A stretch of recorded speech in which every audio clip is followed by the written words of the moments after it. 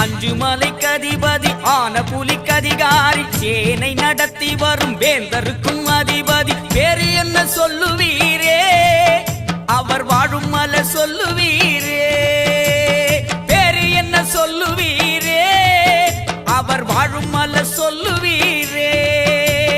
அஞ்சு மலைக்கு அதிபதி ஆன புலிக்கு அதிகாரி சேனை நடத்தி வரும் வேந்தருக்கு